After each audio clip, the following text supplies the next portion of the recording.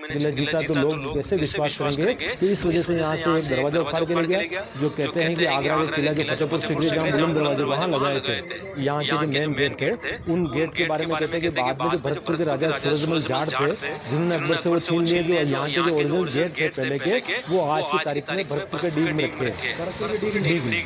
तो ये युद्ध के मैदान भी थे और इन्हीं रास्ते से अलाउद्दीन खिलजी का हमला हुआ। इसी वजह से रानी पद्मिनी का जो जोहर है वो ऊपर से उस समय गर्म तेल गर्म पानी डालते थे ताकि वो स्लीप हो। हाँ जी।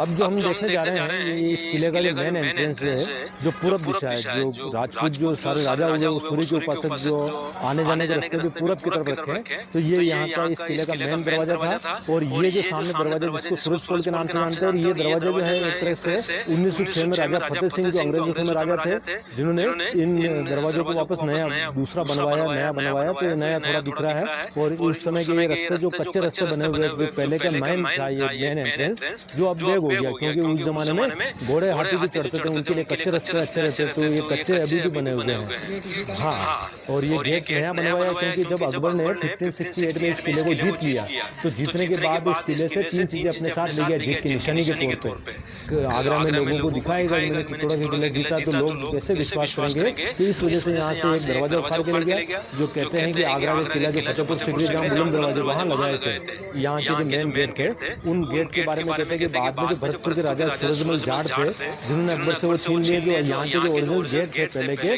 वो आज की तारीख में भरतपुर के डीग में रखे हैं, भरतपुर के डीग में। और जो उस समय अकबर ने 3 चीजें अपने साथ ले गया जीत की निशानी के तौर पे, एक दरवाजा उखाड़ के ले गया, एक काली मंदिर जो हमने छोड़ा है, मतलब एक तरह से तो वो काली मंदिर का दीपदान था वो अपने साथ ले गया था, और एक महलों में जो हमने सबसे पहले देखे जो पूजा के समय नगाड़े बजाते थे ड्रम, वो ड्रम लेके गया था अकबर, हाँ, कुंभा महल में।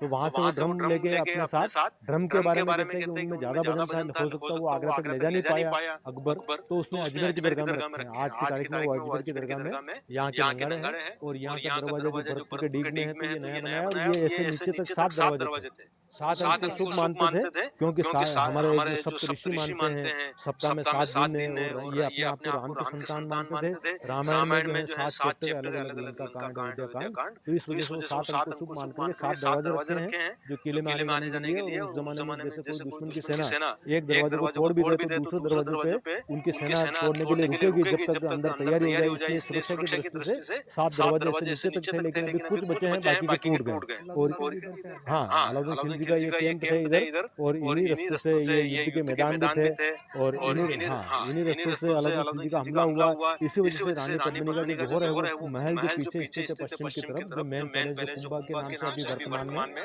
उन महलों में पद्मिनी का जोहर हुआ। और हाँ, जोहर जो करते थे वो दुश्मन से डिस्टेंस रख के, दूरी बना के फिर जोहर किया जाता था ताकि बीच में बाधा नहीं आए। तो ऐसे पूरा 13 स्क्वायर किलोमीटर में इसके चारों तरफ दीवार है इस पहाड़ी के, और इस दीवार के कहने का मतलब स्क्वायर किलोमीटर में 13 स्क्वायर किलोमीटर है, तो स्क्वायर किलोमीटर में 8 कहने का मतलब 8 किलोमीटर इसकी लंबाई ये किले की, 5 किलोमीटर चौड़ाई है, तो टोटल 13 स्क्वायर किलोमीटर ऐसी दीवार बनी रही है, सुरक्षा की दीवार है। उस जमाने में कोई दुश्मन इस दीवारों पर चढ़ने की कोशिश करे तो ये जो होल देखते हैं आप, छेद जो बने हैं दीवारों में, ऊपर से उस समय गर्म तेल गर्म पानी डालते थे ताकि वो स्लिप हो और दीवारों पर चढ़ने की कोशिश नहीं कर सके, चढ़ नहीं पाए। तो ऐसे ये सुरक्षा की दीवार जो 13 स्क्वायर किलोमीटर में इस किले के चारों तरफ है। और इस गेट के जो देखेंगे ना आप, तो गेट के जो अंकुश, जिनको किले जो लगे हैं ना, इनको अंकुश कहा जाता है, जो हाथी को चलाने के लिए अंकुश होता है ना, तो ये हाथी को कंट्रोल करने के लिए। और ये अंकुश इस गेट पे हाथी की हाइट के अनुसार लगाए, क्योंकि दुश्मन जो आते थे वो हाथियों को लेके और हाथियों को शराब पिला के फिर हाथी शराब के नशे में दौड़ करके दरवाजे से टकराता था। इन दरवाजों को तोड़ने के लिए उनका उपयोग लिया जाता था। तो उस जमाने में उनकी हाइट के अनुसार ये अंकुश लगाए, हर गेट पे ऐसे गेट लगते थे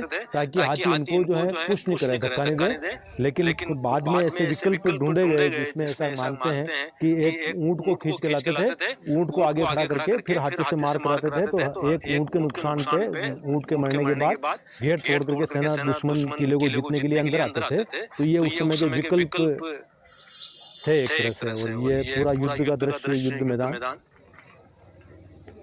नीचे में एक छोटा सा गांव है, जो इस गेट जो है इस किले का एंट्रेंस, जिसका नाम सूरज पोल है, उस सूरज पोल के नाम से उस गांव का नाम पूरा जो है सूरज पोल गांव कहा जाता है, जो किले के उस समय है सामने में स्थित है ये। लेकिन अभी हम दृष्टि से देखें तो ये किले का पीछे के जो लिखा कि इतने सुंदर थे कि पानी के पीछे की वो दिखता था गले से। तो उस जमाने में राजाओं के पास कोई एयर कंडीशन, तो उनके लिए ऐसी कूलर की व्यवस्थाएं नहीं थी, तो उनके लिए अलग महल जो रखा था गर्मी के लिए, जो पानी के बीच में बना हुआ है। और ये महल दो भाग में बने, तो ये वाला जो भाग है सामने का, ये उसके जो रानी की खास बातें होती थी उनके लिए, और रानी का भी आना जाना होता था, तो बोट से नाव से आना जाना होता था। और वो रास्ते हम अंदर देखेंगे जहाँ से वो आती जाती थी।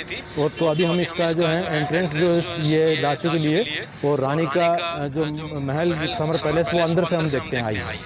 हाँ जी, अब जो हम महल के अंदर प्रवेश कर चुके हैं, तो महल के अंदर प्रवेश करते ही हम राइट साइड पे जो देखते हैं, जो अस्तबल बने हैं जहाँ पे घोड़े बांधने की जगह है ये उस जमाने में। और इधर ही लेफ्ट साइड में हम देखेंगे तो जो रानी का एक महल से दूसरे महल में आना जाना पालकी में बैठ के होता था, तो ये पालकियों को रखने का एक तरह से पार्किंग प्लेस है, एक तरह से पालकियों का स्टैंड। और ये महल जो हम देख रहे हैं, मूल रूप से तो महल बिल्कुल गिर गए, जमींदोज हो गए थे। पद्मिनी के इतिहास के महत्व को देखते हुए अंग्रेजों के समय यहाँ के राज परिवार ने इनको दोबारा खड़े किए हैं। तो सारा ये एक तरह से 18वीं सेंचुरी का निर्माण है, सारा नया निर्माण है। उस समय के महल बिल्कुल जमींदोज हो गए, तो दोबारा बनाए ये पद्मिनी के इतिहास के महत्व को देखते हुए, तो सारा नया है।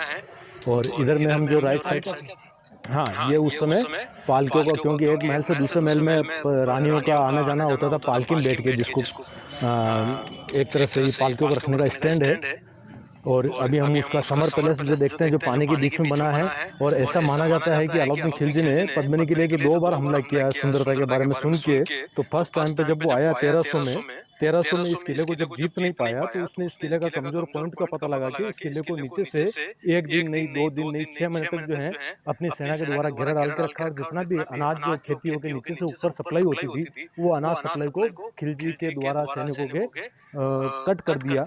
तो फिर 6 महीने के बाद में एक तरह से यहाँ के राजा ने, जब यहाँ के खाने के जितने भी स्टॉक थे वो धीरे धीरे खत्म हो गए, तो फिर राजाओं ने समझौते के रूप में खिलजी से पूछा, पत्र भेजवाया कि आप उससे पूछा कि क्या चाहते हैं। तो जो अंग्रेज इतिहासकार के उसका, जिन्होंने मलिक मोहम्मद जायसी जो 1540 में हुआ, रानी पद्मिनी का जोहर जो हुआ वो 1303 में।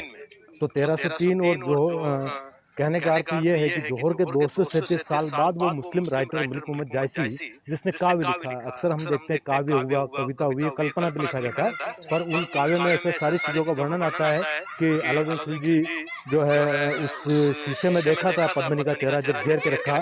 तो इसी आधार पर ऐसा मानते हैं, इसी आधार पर ऐसा माना जाता है कि अलाउद्दीन खिलजी को जब जेम्स टोड ने उस काव्य को देखा, तो उस काव्य को इतिहास समझ करके अपने इतिहास में है ना जो लिखी किताब, उसमें उल्लेख किया कि पद्मिनी का चेहरा जो है खिलजी ने इसी महल से शीशे में देखा था।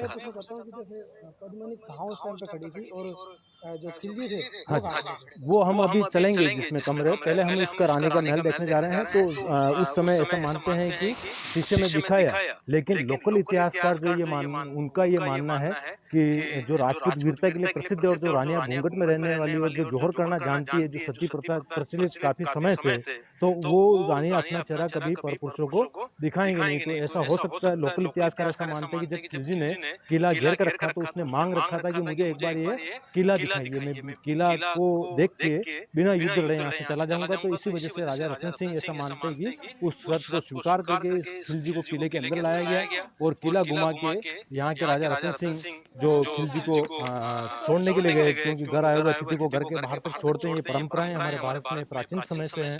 तो यहाँ के राजा रतन सिंह को खिलजी को अपना अतिथि मान करके घर आए हुए अतिथि को घर के बाहर तक छोड़ते हैं।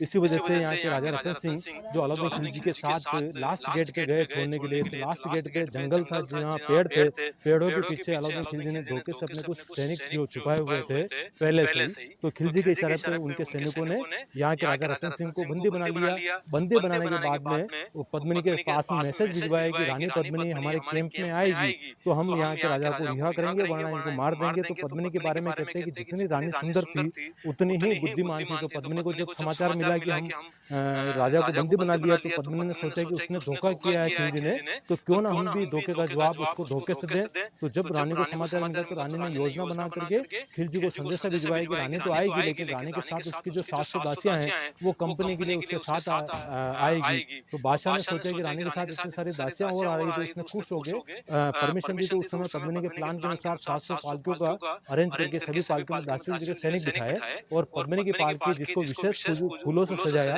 और उसमें जो पद्मिनी के चचेरा भाई थे गोरा और बादल करके, जिनको जो गोरा नाम का भाई था, जो उस समय गोरा और बादल जो सेना के सेनापति भी थे, और गोरा नाम का जो पद्मिनी का भाई था वो बहुत हैंडसम था। जब उसको पद्मिनी का वेशभूषा पहनाया तो ऐसे लगने लगा जैसे सुंदरकांड में पद्मिनी भी पीछे है। तो उसको पद्मिनी की जगह गोरा नाम के भाई को पद्मिनी बना के पद्मिनी की पालकी में बिठाया गया, और सारी पालकी में तलवारें छुपाई। पालकी को उठाते हैं कहार के रूप में, वो भी सब चुनिंदा जो बहादुर सैनिक थे उनको एक तरह से रखा गया।